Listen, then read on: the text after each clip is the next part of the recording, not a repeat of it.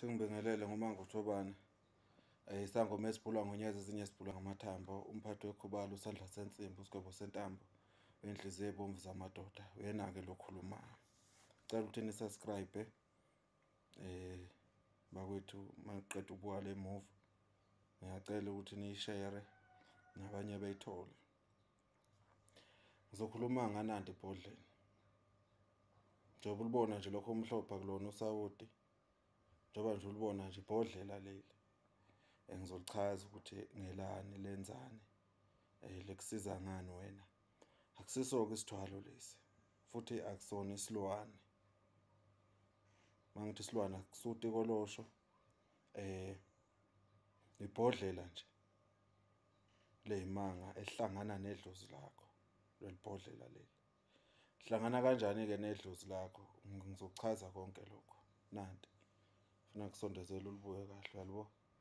Ibhodlela leli lezimanga, nezimangaliso. Wena kulokho okufisayo. Njengoba ulibona nje manje alikakenzi umsebenzi walutho. Lisathakiwe izinto. Lisazohanjwa. Kusazohanjwa nalo. Liyogqitshwa eduze kwesiziba lesi engisisebenzisayo. Yabo. Njengoba ulibona-ke leli bhodlela. Ibhodlela elingenamngozi, ibhodlela elingadli lutho, ibhodlela awulenzeli lutho nje. Wena okwakho uma ulifuna leli bhodlela uyasho ukuthi ulifunelani. Omunye ungalifunela ibhodlela ukuthi ngiyasebenza njengoba ngisebenza into zami ayihlangane. Imali ayibekeki. Inhlahla azikho. Noma benginomcebo before manje awusekho.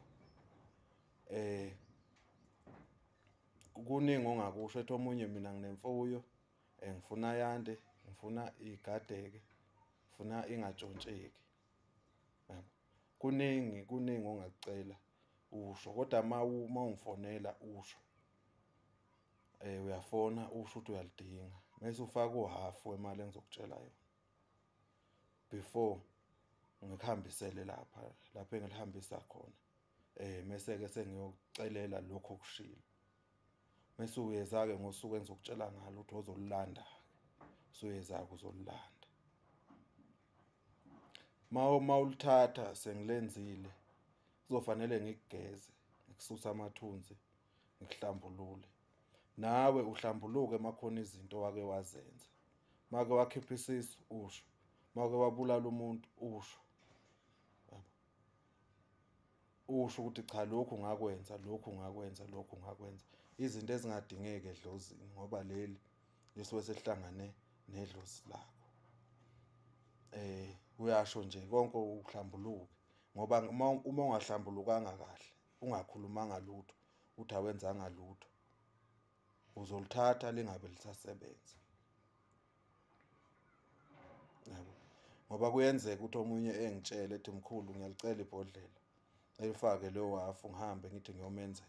Mase sengifika lapha ngithi ngiyamenzela liqhume. Noma ngilifake ngithi mangibuya lapha engilifake khona lisekho. Lokho kusuke kuchaza ukuthi kukhona okurong ezidalweni zakini wena owakwenza. Ngikulinde kuze-ke mase uyahlambuluka. Uma usuqedile ukuhlambuluka-ke mase-ke sengiyalenza-ke. Sengisho ukuthi yena kuyinto ekanjalo lo msebenzi waleli bhodlela. Akusisilwane, akusinunu. Umoya wempumelelo, umoya wokukhanya. Ohlangana nedlozi lakho. Kuyenzeka ukuthi ube nezitolo, kuyenzeka ukuthi ube namatekisi afa phela ungazi ukuthi ukwenze njani. Kanti bathwebula idlozi leli osebenza ngalo wena. Noma baphazamise idlozi lakhe likunikeza inhlahla. Manje-ke ngaleli bhodlela suke sibuyisa lezo zinto lezo. Lezi nabo abayithwebuliwe sesisebenzisa ingilosi yasemanzini. Yikho ngithi uma ulifuna kumele ungitshele kusanesikhathi ngikwazi ukuthi silenze. Uyabona njengoba nje awu-8 abawa odile ebengiqeda kwenza. Lokho akufanele ngikuveze la kodwa sengikuveza ngoba abantu abaningi bayancoma, abantu abaningi bayakhala futhi sengisho abanye thola ukuthi umuntu akazi ukuthi umkhulu ziningi izinto azenzayo. Nabanye-ke sengibasizile, nabanye ungasho ukuthi angifakele izinto kwaphepha, ngifakele kuphi, kube khanya into zakho. Mase seyikhanya into zakho, ufike phela ekhaya. Uma usufika ekhaya-ke yilapho khona-ke sekuyovuleka nokuvalekile, yabo. Ngeke sigcinane nje ukuthi ngithumelele amaphasela ukuthi ngikufakele, kuyadinga ukuthi ugcine ufikile lapho ukukhona khona leli dlozi, bese-ke sengiyakwenzela. Okunye ngifisa ukukhuluma ngakho ukuthi kukhona abantu esengibonile isikhathi esiningi into zabo ziyacindezeleka ngenxa yokuthi ufike uthandane nomuntu nizwane nobabili, kube u2 years noma kube unyaka noma kube u6 months, emva kwakhona mese niyahlukana. Mese lo muntu wena lokhu umphuphile, njalo lokhu uyamphupha, njalo lokhu uyamphupha. Lowo muntu loyo uma umphupha, ngalesikhathi nilala nomuntu, imimoya wakini nowakubo nawe uyakumbatha naye umbathe. Wena njengoba umphupha uzothola ukuthi yena ayikho into ayenzayo lapha akhona, nawe uqhubekela nempilo, nawe uqhubekela nempilo. Sekufanele ukuthi-ke manje lo moya lo ugeze wena, ususe kuwe, utshele ukuthi hayi lo muntu asisazwani naye, yabo. Ngoba isikhathi esiningi uthi uqhubekela phambili nalabantu othandana nabo besuka ngoba basuswa yilo moya walo muntu wena ukuthandana naye. Once nathandana nomuntu nalala ningayifakile i-protection, imimoya iyashintshana. Yikho lalithi iBhayibheli ishada kuqala mase khani ulala nomuntu, ngoba uNkulunkulu wayazi ukuthi le moya wayegwema izinto eziningi, yabo. Manje imiphumela yakhona isiyabonakala ukuthi hayi wayeqinisile, yabo. Ngoba umuntu nokuphupha umuntu othandana naye kudala usuke uchaza lowo moya ukuthi ngisekhona, yiwo ozokuhlukanisa nabantu othi uqhubeka nabo empilweni.